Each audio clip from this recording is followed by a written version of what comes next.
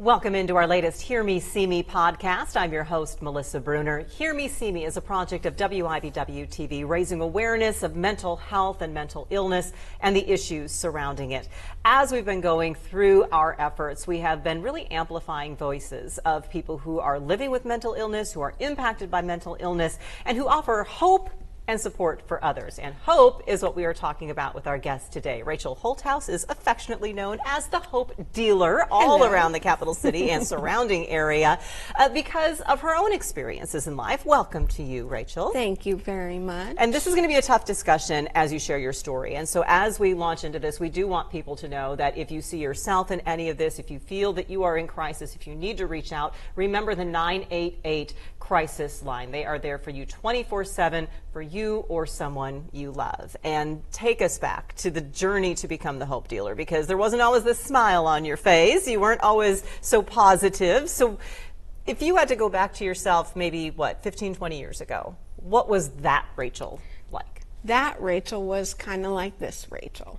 And so I very much give an abridged version almost daily when I talk to people, because there is more happy than sad in my story. And so I try to focus on, we need to talk about what happened, but what I'm doing now and the things I do every day to keep all of that stuff at bay is where I want the focus. But I describe what happened because I want that to resonate with someone that's listening. So in my history as a person, it's easier to look back now and understand it better, and that probably a little bit just comes with age anyway as we look back at our life. But I was a people pleaser to an extreme, because I would just nod and smile and not disagree almost with anyone. And what that does to people is harm them on the inside when we don't want to hurt someone's feelings, or we don't want to rock the boat. And so we go along, and sometimes you can just convince yourself that that is the way I feel, and I buy into XYZ, whatever it is. I tell people, if you see that in yourself, take a shortcut and just skip to the good part and tell the truth. Be authentic with people. Even if it hurts feelings, and because that is truly underneath what happened. I wouldn't really say how I was feeling about something. And I lost my grandmother. She was just a person. She wasn't a perfect person, but she was my person. And so I kind of describe her as the buffer in my life. I think we all have special people that kind of help navigate us through things. And although she was sick, and I just wasn't prepared to not have that voice to bounce things off of like I normally did. And so sinking back into that, keeping my feelings to myself, but then there was no outlet. And I began taking sleeping pills. I have a nursing degree and a master's in healthcare leadership.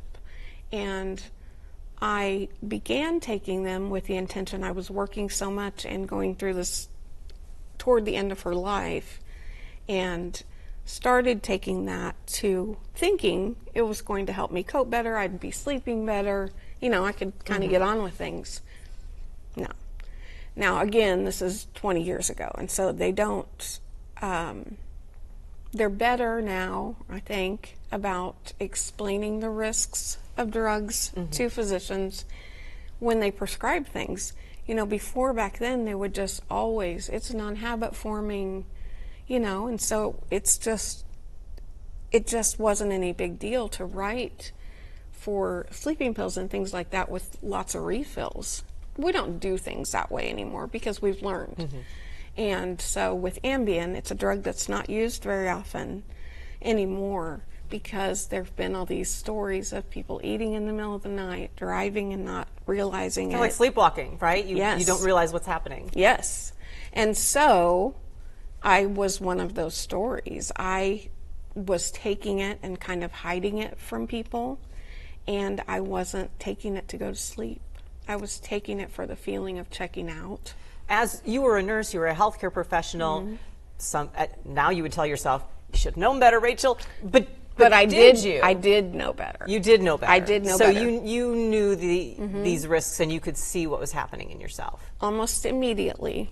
So it was really the first time a chemical like that was on my brain, because I wasn't a drinker. I had never even seen marijuana at that point in my life or anything. And so ingesting this substance in my late 20s was just different to me. And I knew that I was keeping that to myself. I like how this feels. It was never, in any time that I've had trouble with things, it was never addiction to the substance. It was me trying to escape my own feelings and not dealing with things I needed to deal with. I didn't have terrible things happening in my life. I just didn't have appropriate coping. Mm-hmm. And so I have appropriate coping now, and that's what I talk about. So if you recognize any of these types of things, you're not handling it right. And we know that in the study of addiction and all those things. When you ingest a substance, think about the intention that you're taking it. Even, a glass of wine on a Friday night. Are you taking it to relax, unwind in an open setting with friends, close it up, go home, go to bed? Or are you hiding that, from people? Are you hiding the volume that you're taking in? It wasn't alcohol that was a problem for me, but it's the same. Anything like that is mind and mood altering. And so I knew the difference between taking it to go to sleep for a very short period of time and taking it because of the feeling of checking out. Get through your daily life. How did it escalate from there?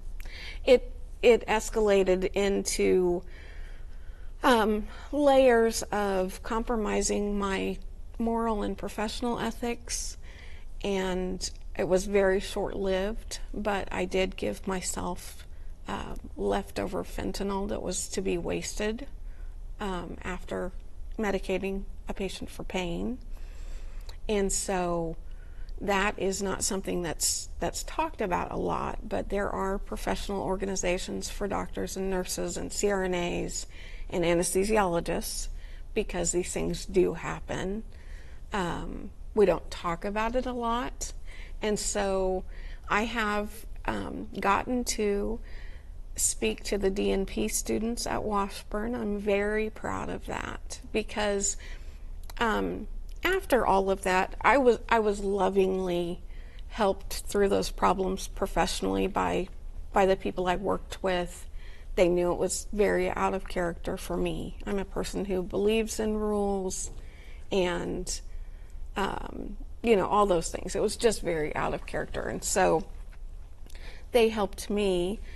And once that was taking place, then I immediately was hired at a quality improvement organization.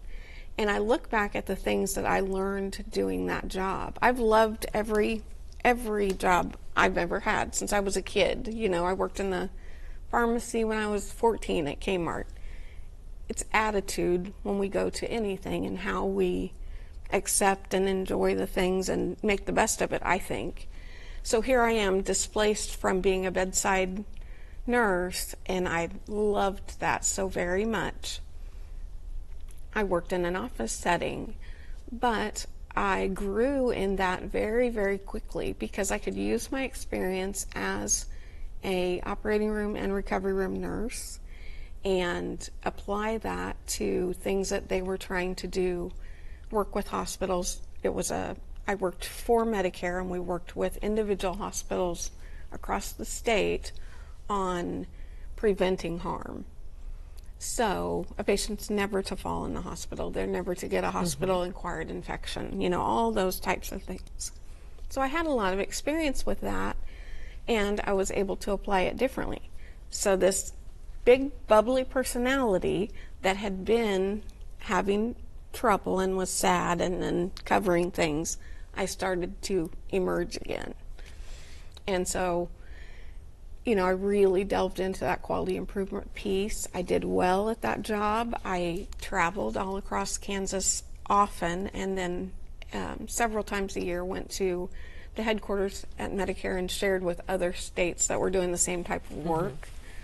And but there's another turn here, because that wasn't it. What happened to bring Sad Rachel back? So everything was going along fine, really fine. I got another baby, and which was part of the layers in there. Trying to tell this quickly is difficult sometimes, but the layers in there. Yeah. I'd had a lot of problems with endometriosis. I'd had 5 surgeries, and I did have the first baby, but it was another 6 years before I got pregnant again. This all happened, though, during that quality improvement working time, and so those were happy things. I also obtained my master's in healthcare leadership, and that was all going so well. And there was a private event in our family, and I just say it like that to protect underaged people that I love. And so it is an event, though, that you know, anything I'd been through before, I thought, oh, you know, I've been through something tough. It can always get worse when we go through things and we have trouble coping. So it got worse because it was an event that destroyed all of the relationship in our family, and we haven't sat down at a table together in 13 years. And what I tell people about things like that is, I think a good thing to do is focus on your little core immediate family, because we're always going to have outside factors. And if you're a person that has trouble coping, or things in the world that break your heart every day. A friend of mine said that one time, and I thought it was just a perfect way to explain it, especially to an emotional, sensitive person. You can pick up on things and then just fester about it. The things we can't control, we have to let go. And so it was something I couldn't fix in our family, and it broke my heart, and I just didn't. I believed in God always, and I loved my children enough to straighten up and figure things out, but I just couldn't get there. I couldn't get there. And so I attempted to end my life in a very big way. I never mentioned to anyone that I was struggling with those thoughts, so it's another reason I talk about this every day, because I was a person that had a nice house on the hill, you know, good job, career, family, all that stuff. Outside looking in, it looked great. But inside, you know, I wasn't okay. But I didn't have a Jelly Roll song back then, you know. we didn't talk about it. We're getting better. We're getting better about talking about it. And when you talk about it, that's the point you're trying to make. No one can fix what they don't know is broken. Right. And no one knew that inside you were broken. Right. Right. So you attempted to end your life. It was the thoughts that I was having were always involved a car. They always involved I'll just drive off this bridge, and I know that will hurt people, but they will be better off than watching me, this bright light in their life, and my candle had gone almost all the way out. That is such a real feeling when people feel that way, even though it's not true, when our thinking is broken, but you convince yourself that people are better off without you. And it is not true. It's not true. But obviously you survived the accident because you were talking to me. I did. But the injuries were quite severe. And as you were going through recovery, because the accident itself, I mean, and I don't mean to be flippant saying it this way, but it didn't knock sense back into you. There was still a journey that had to happen. True, because there is not a scientific reason that I walked away from this accident. They called the coroner and the ambulance and flipped a coin, basically. I mean, there was a gaping hole in my neck. A metal pole went through my face and crushed my jaw. So about the lower third of my face was gone. And they couldn't even establish an airway. They were bagging my neck. And so it was there isn't truly a scientific reason that I made it through that. I know there's a reason I made it through that. I couldn't become the Hope Dealer without that. Right. I couldn't be here for my kids. I know there's a significant reason.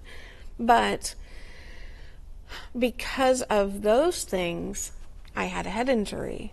And so then here you wake up on a ventilator and see your family. It took me years to be able to admit that that was intentional. That the accident was intentional? Yes. So, again, never a constant everyday thing that I was ingesting substance. But when I took, I was taking muscle relaxers at the time of the wreck because I'd had a back surgery. And again, just any chemical like that on my brain is not okay. You have talked to John Cantrell about, he explains it different ways, but when I listen to him, I listen to anybody that's like me, a misfit as far as those things are concerned. Some people can just go and be in a social setting and do those things, but there's a different type of brain, and mine is one that shouldn't have anything like that. And so with sleeping pills, especially, or sleeping pills and muscle relaxers, my inhibitions were lowered to entertain suicidal thoughts. Again, I told no one. That's the first line of defense, is just speak up, just say something, because obviously you need somebody else to decipher what's going on, not you. And so I wasn't speaking up, but I was having these thoughts. And so that I never said to my family. I had a trach in my neck and a feeding tube for 2 years. I was in a hospital bed. And it's just... And they're giving you probably more of these substances that are continuing the issue. It was terrible. Although the part about me being transparent at that point that I had a problem with pills, we all knew that. That was open, and KU worked with us a lot on, I would have a plan and be on Suboxone, which is a medication that's made so that you can't take too much of it and that type of thing. So the immediate times after surgeries, because I went to the operating room, I've been in the operating room 38 times. Dang. to get this result that's still crooked, but it works. But it's a smile, and we love it. We love it. So we always had a plan, and there was open communication. I'd been to treatments. Had help. I love those environments because people are nice to me. I got voted the mayor of my rehab class in one place, Congratulations. Right. But you still had these things that were going on inside you. So let's fast forward to the rock bottom day that changed everything. Yeah. So your hero. It was the greatest day. I just saw him. The worst day was the best day. I just saw him the other day. So Officer Josh Clam is who we're talking about, and he was at that time, he's on to a different position in the department, but he was part of the community intervention team. And this is a special branch of the police department that is out in our streets every day trying to help delineate on the cases that need decided if people are breaking the law or it's mental health. They know something is going on with their mental health, whether it's some people it's an outward cry that, they go to a bridge and sit, or they, get close, that they're wanting somebody to see them. I wanted to be seen. I wasn't talking about it, but I would lock myself in like a public restroom. I'm having trouble. By this time, going through all these surgeries, it was so hard on my little family.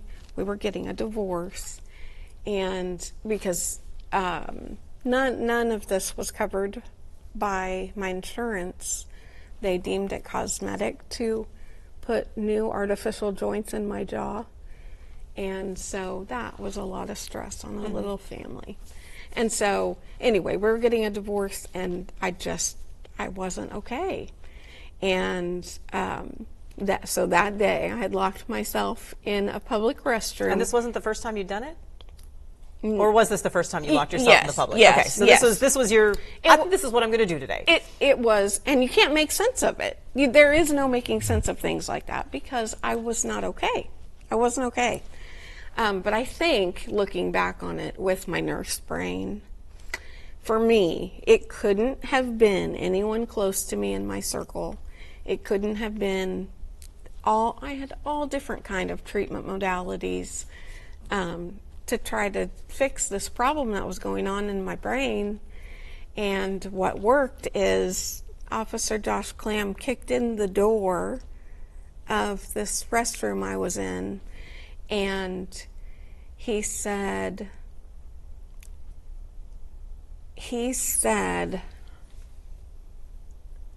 "Rachel, your divorce is final. You are going to make me tell Emma and Molly that you're dead." So here, this uniformed officer, never been in trouble in my life, speeding tickets, but here, this uniformed officer knew my situation intimately enough. That was the moment I felt seen. Because he knew my name, and he knew my kids' names. And I have trouble standing up for myself, but I can stand up for everybody else. And it hurt my feelings that made him sad. To say, "You're going to make me do that." Well, I'm not going to make him do that. I'm going to get better. Mm-hmm. So that's really how the healing started. And it isn't. Anybody that loves somebody that struggles with these things, it is not that they don't love you enough to fix it. We don't all have the same personalities, and we don't all have the same reaction to substances and chemical imbalances in our brains. And so you cannot look at another person and say, "Well, that's all it would take for me this is all it would have taken for me, and I would have been fine." Just maybe something like you got shocked by a threat, like, "You do this one more time and I'm going to leave you," or right. I'm thinking about different situations for people that love people that have addictions. It just doesn't work that way. It doesn't work that way. So for me, it was an outside person, outside of my circle, had never been in trouble before, and he picked me up by the loop of my jeans, and he didn't take me back to Vallejo. Because I was in the reason that I talk so much about I'm no different than Joe at the bus stop, because a lot of people that are displaced and they're unsheltered by choice or whatever, they have a big story too. Every human does.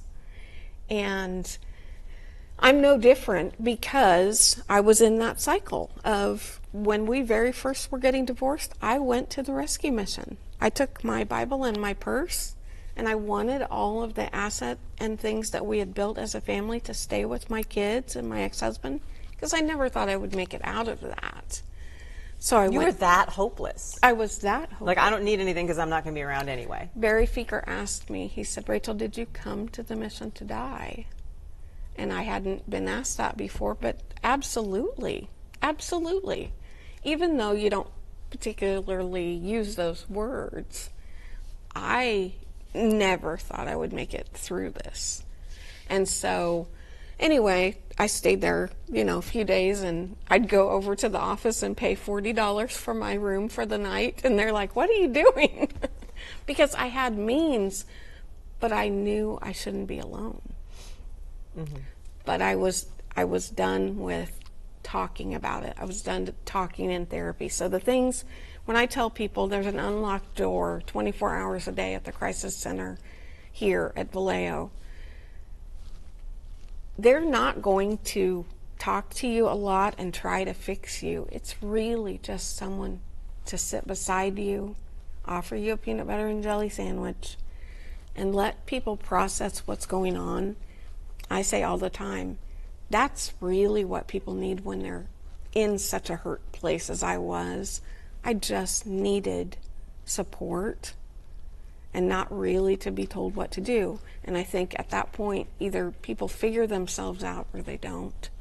And it's not, you mentioned it with addiction, that you can't just tell somebody to stop and it's going to stop, but I think that applies to a lot of other things as well. When you talk about depression or anxiety, a lot of people think, well, why can't you just get over it? You know, I think about when I've talked about how I'm a survivor of violent crime, and I'll talk about how sometimes I still have this fear or anxiety, and people are like, well, I thought you got over that a long time ago. Well, you don't just get over things. And for you, it was finding the person who was going to speak your language. And so to hear from you that it's not something that overnight you snapped out of. It wasn't, it didn't take just one thing.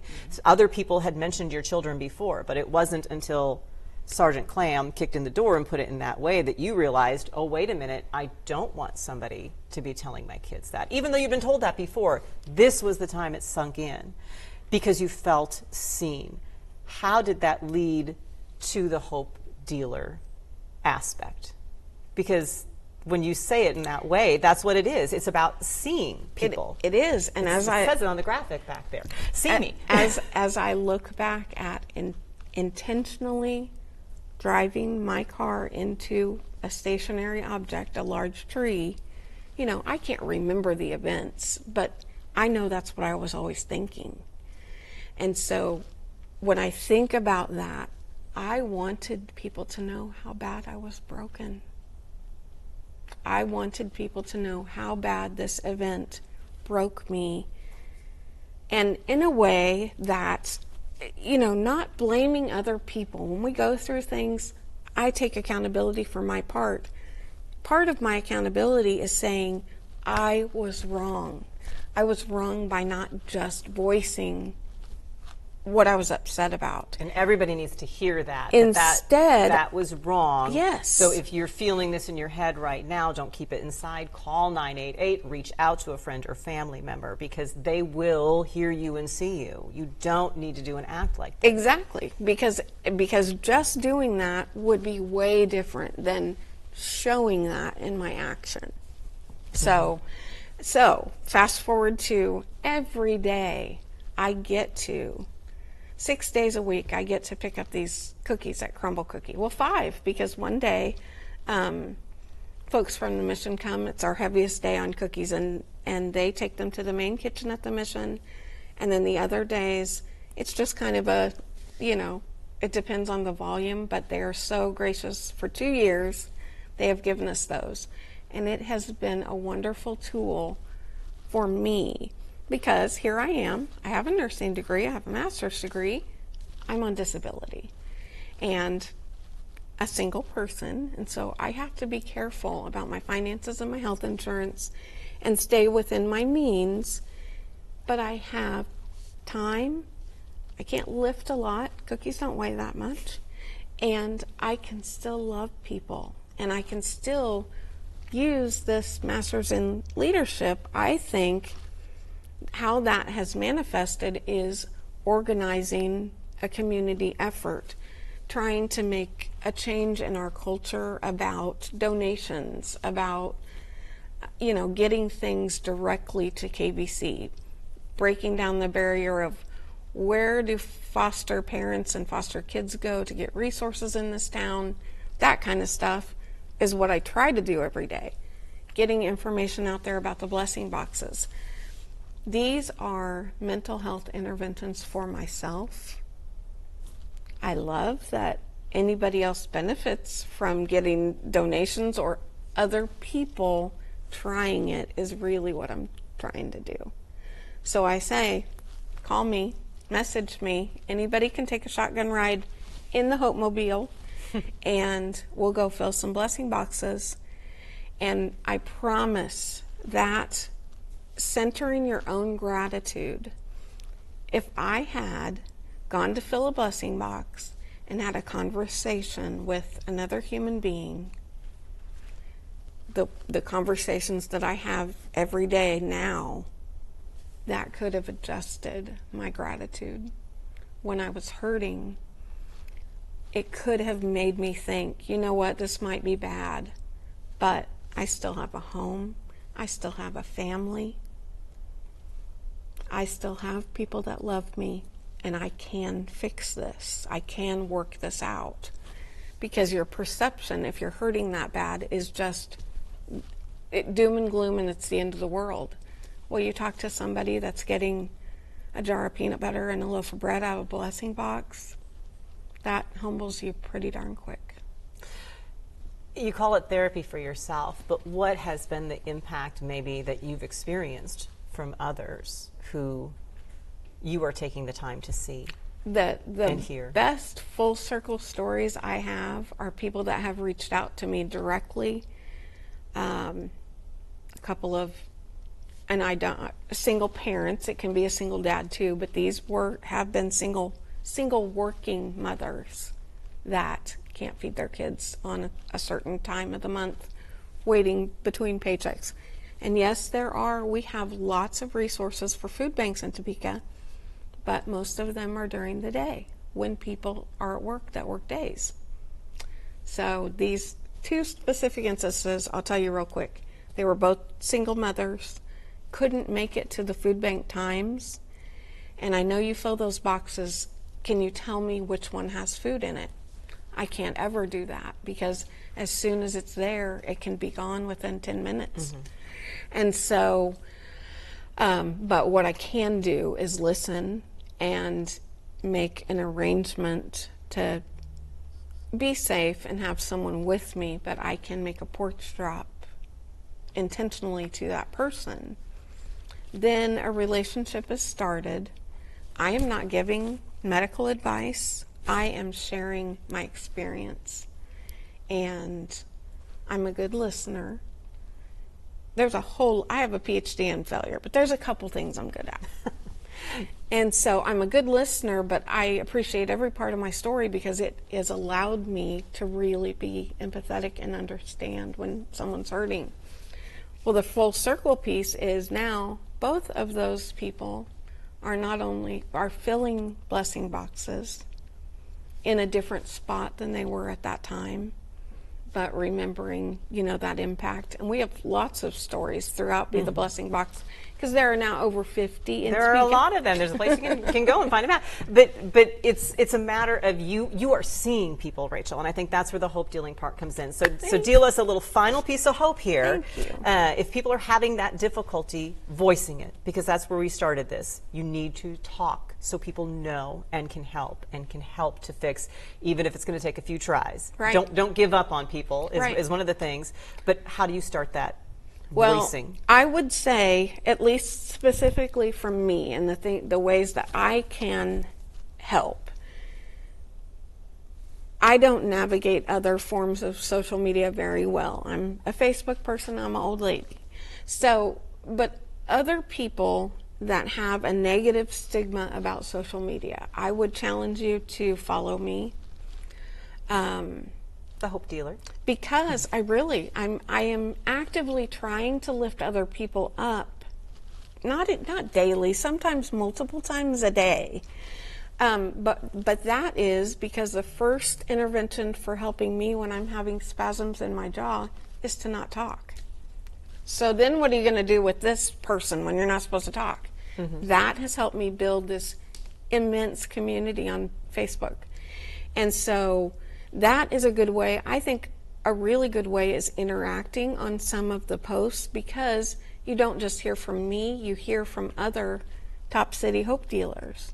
Other people that have been in a low spot have come with me on a shotgun ride. It's not me. It's let me help you have this experience because it helps me every day. So. Helping others can help you. But using your voice, yes. Whether that be typing it on words on social media or talking to someone, let someone know. And never being afraid. I pulled that door at Vallejo, the 24-hour door, probably 5 times over the period of a couple of years that I really was unraveling. It's okay. It's not scary. It's okay. It's okay if it takes you more than one try. We're here to see you. I appreciate you so much and how you see everyone in our community. Truly see them, because that's so, so important. As we've been mentioning, the 988 crisis line is there 24/7. If you have any resources that you're looking for in our own communities, WIBW.com/HearMeSeeMe has a whole list. It includes Vallejo and other organizations around our area, Pawnee Mental Health in Manhattan, Crosswinds down in Emporia, lots of things in our region, and national organizations as well if you're watching this from somewhere that's not in Northeast Kansas. WIBW.com/HearMeSeeMe. Rachel, thank you. We hear you and see you. We appreciate that so much. And everyone, we do hear you, we do see you, and we want you to be here tomorrow. Thank you.